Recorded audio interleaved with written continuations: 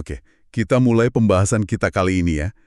Ada satu pertanyaan yang jujur aja bikin saya berhenti sejenak dan mikir.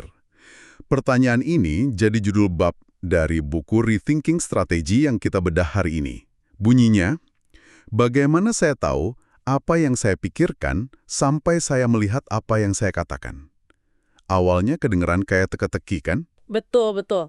Rasanya kayak kalimat filsuf di film gitu ya.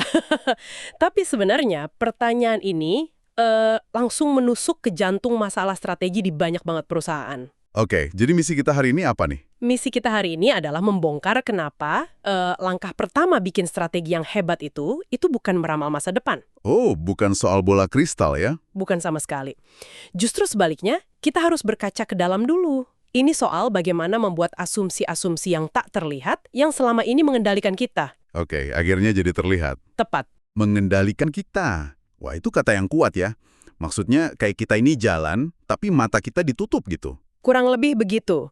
Buku ini menyebutnya mode autopilot. Banyak organisasi, terutama yang katakanlah sudah lama sukses, mereka beroperasi berdasarkan model mental kolektif. Model mental? Iya, dan parahnya, mereka sendiri bahkan nggak sadar punya itu. Mereka punya cara pandang internal tentang dunia, tentang pelanggan, tentang pesaing, yang dianggap ya kebenaran mutlak.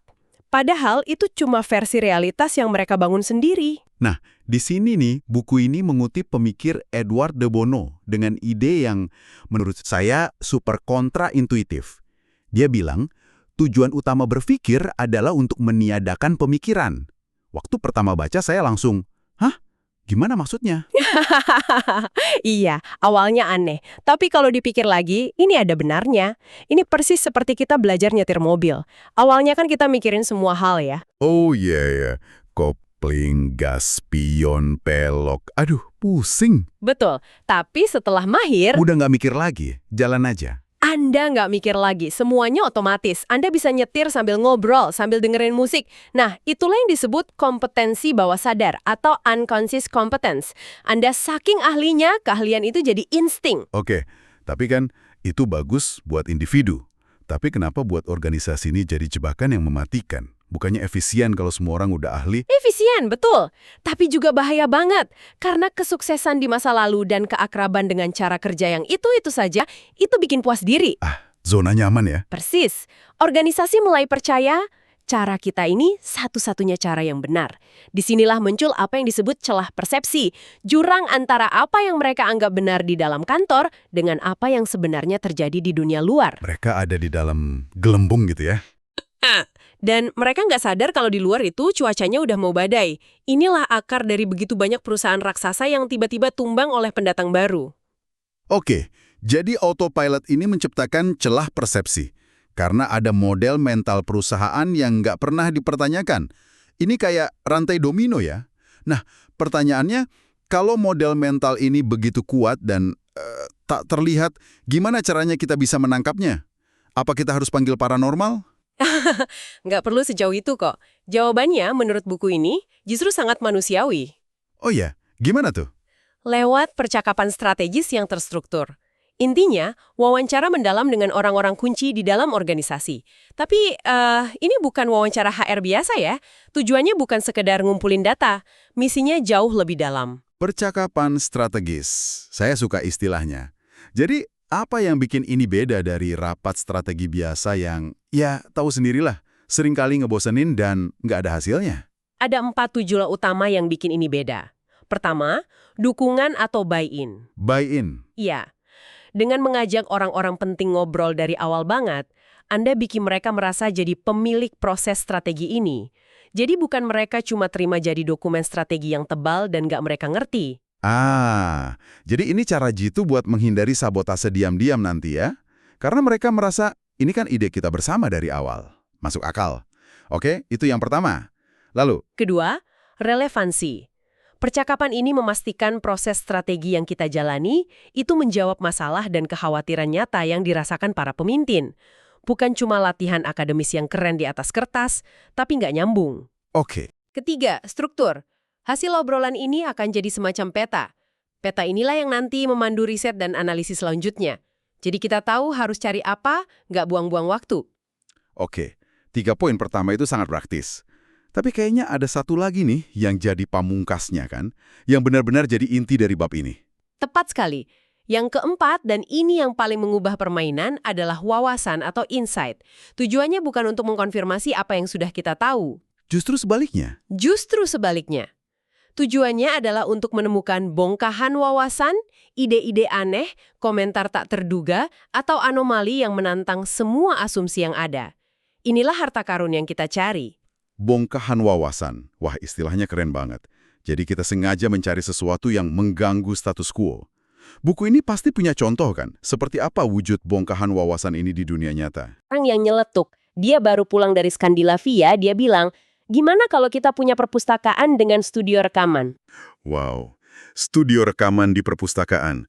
Itu ide yang aneh banget. Spontan pasti banyak yang mikir, ini orang ngaco apa gimana? Itu kan bertentangan 180 derajat sama citra perpustakaan. Tarsis, di rapat biasa, ide kayak gitu mungkin bakal langsung dimatikan, dianggap nggak relevan. Tapi karena ini proses mencari bongkahan wawasan, ide itu justru ditangkap. Dan ternyata, celetukan aneh itulah yang jadi cikal bakal visi strategis baru. Perpustakaan nggak lagi dilihat sebagai gudang buku, tempat orang cuma mengonsumsi konten. tapi jadi, Berubah menjadi pusat kreativitas komunitas. Tempat orang bisa menciptakan konten, merekam podcast, bikin musik, ngedit video. Lompatan kuantum yang cuma mungkin terjadi karena satu kalimat tak terduga. luar biasa. Itu benar-benar mengubah identitas dari pasif jadi aktif. Dan itu semua berawal dari keberanian buat dengerin ide yang kedengerannya salah. Nah, ini yang bikin penasaran. Ide kayak gitu kan nggak muncul gitu aja. Pasti ada cara mancing ya kan? Buku ini kasih contekan nggak pertanyaan seperti apa yang bisa membongkar asumsi tersembunyi itu? Tentu saja, buku ini menawarkan serangkaian pertanyaan yang dirancang khusus untuk itu. Kita nggak akan bahas semuanya, tapi ada 3 jenis pertanyaan yang menurut saya paling ampuh. Oke, apa aja tuh? Yang pertama adalah pertanyaan tentang peristiwa masa lalu. Contoh pertanyaannya, peristiwa masa lalu mana yang memberikan pelajaran paling penting bagi kita untuk masa depan? Kenapa harus lihat ke belakang, bukannya strategi itu tentang masa depan? Justru itu, karena masa depan seringkali disandra oleh masa lalu. Pertanyaan ini efektif banget untuk mengungkap luka atau trauma organisasi. Cerita-cerita kegagalan di masa lalu yang terus diulang-ulang. Wah, ini pasti banyak terjadi. Kayak hantu yang gentayangan di lorong kantor gitu ya. Betul sekali. Contoh di buku ini adalah perusahaan bir Foster's di Australia. Mereka punya sejarah panjang kegagalan waktu coba meluncurkan bir rendah karbohidrat. Berkali-kali coba, berkali-kali gagal. Jadi trauma ya. Betul. Kegagalan-kegagalan ini akhirnya menciptakan sebuah keyakinan tak tertulis yang mendarah daging. Orang Australia tidak akan pernah mau minum bir rendah karbohidrat. Titik. Dan keyakinan itu jadi semacam kebenaran internal ya. Jadi setiap kali ada yang ngusulin ide serupa, langsung ditembak. Ah, udah pernah, nggak akan berhasil? Tepat, dan keyakinan buta yang lahir dari trauma masa lalu itu hampir saja menggagalkan peluncuran salah satu produk tersukses mereka, Pure Blonde. Timnya harus berjuang mati-matian melawan penolakan internal dari para senior yang terus bilang, ini buang-buang uang. Wow.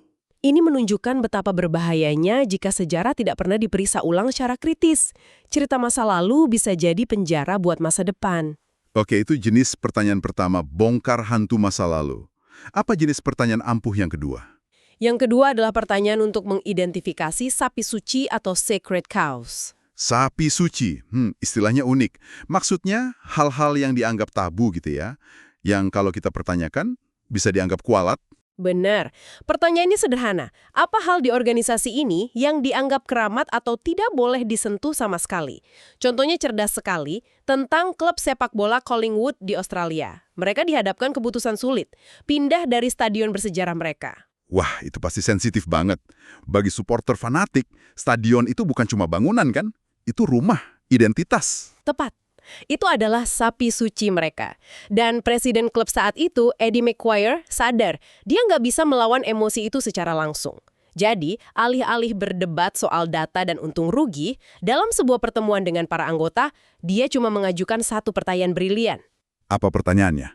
Dia hanya bertanya, siapa di antara Anda semua di sini yang masih tinggal di rumah masa kecil tempat Anda dibesarkan?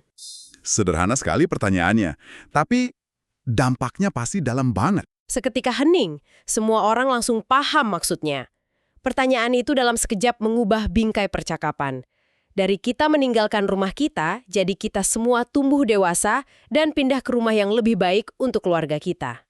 Wah, itu jenius. Dia membuat mereka sadar bahwa pindah dan berkembang itu bagian alami dari kehidupan. Pertanyaan itu menyelamatkan masa depan klub. Menggunakan analogi personal untuk membongkar sapi suci kolektif. Keren. Oke, kita sudah punya pertanyaan soal masa lalu dan soal sapi suci. Apa yang ketiga? Yang ketiga adalah pertanyaan tentang paradigma. Pertanyaannya bisa seperti, apa aturan main tak tertulis yang ada di industri kita? Tujuannya mengungkap titik buta yang dimiliki seluruh industri, bukan cuma organisasi kita. Oke, jadi ini levelnya lebih luas lagi ya. Bukan cuma soal internal, tapi soal kesepakatan diam-diam satu industri. Betul. Contoh di buku ini soal paradigma harga bir premium. Selama bertahun-tahun, ada aturan tak tertulis di industri bahwa bir premium itu harus dijual dengan harga mahal. Karena harga mahal itu bagian dari citra premium itu sendiri. Tepat sekali. Semua pemain besar maupun kecil ngikutin aturan ini tanpa bertanya. Mereka semua bermain dengan asumsi yang sama. Mereka semua ada di dalam gelembung yang sama. Sampai akhirnya ada satu pesaing baru yang melanggar aturan. Mereka meluncurkan bir kualitas premium, tapi dengan harga yang jauh lebih rendah. Seluruh pasar kaget. Para pemain lama nggak nyangka, karena mereka dibutakan oleh paradigma yang mereka ciptakan sendiri. mereka lupa kalau aturan premium harus mahal itu nggak tertulis di batu manapun. Betul, itu cuma kesepakatan kolektif tak terucapkan. Dengan bertanya, apa aturan tak tertulisnya, kita jadi bisa lihat di mana titik paling rapuh dari sebuah industri. Ini benar-benar alat yang praktis. Coba deh Anda yang sedang mendengarkan, bayangkan sejenak cerita kegagalan masa lalu apa yang selalu jadi alasan buat nolak ide baru di kantor Anda. Sapi suci apa yang semua orang tahu ada, tapi nggak ada yang berani nyentuh. Pertanyaan-pertanyaan ini bukan cuma untuk konsultan loh, bisa langsung Anda pakai besok pagi. Dan jawabannya mungkin akan sangat mengejutkan. Percakapan yang muncul dari situ bisa jadi percakapan paling penting yang tidak pernah Anda lakukan sebelumnya. Jadi setelah kita bedah tuntas semua ini, apa kesimpulan besarnya? Rasanya jelas banget ya, bahwa strategi itu nggak dimulai dengan menyewa peramal. Atau melihat bola kristal. Sama sekali bukan. Strategi yang hebat justru dimulai dengan bercermin. Kita harus punya keberanian buat ngaca dulu. Buat lihat cara kita mikir, bias kita, asumsi kita, model mental kita itu. Dan ini membawa kita kembali ke judul bab yang puitis itu. Bagaimana saya tahu apa yang saya pikirkan sampai saya melihat apa yang saya katakan. Iya, betul. Proses mengartikulasikan, mengucapkan keyakinan-keyakinan tersembunyi inilah yang membuatnya jadi nyata, terlihat, dan akhirnya bisa dikelola. Selama ide-ide itu cuma jadi kabut di dalam kepala kita, ia akan terus ngendaliin kita dari alam bawah sadar. Mengubah pikiran menjadi kata-kata adalah tindakan yang menciptakan kejernihan. Tepat. Nah, sebagai penutup, saya mau meninggalkan satu pemikiran untuk Anda renungkan. Sepanjang obrolan ini, kita kan fokus pada model mental perusahaan. Tapi bagaimana dengan model mental pribadi Anda? Coba tanyakan pada diri sendiri. Aturan tak tertulis apa yang Anda yakini tentang karir Anda? Cerita kegagalan masa lalu apa yang tanpa sadar menahan Anda? Atau sapi suci apa, yaitu keyakinan tentang diri Anda yang mungkin sudah nggak relevan lagi? Apa yang akan Anda temukan jika Anda meluangkan waktu sejenak untuk melakukan percakapan strategis dengan diri Anda sendiri?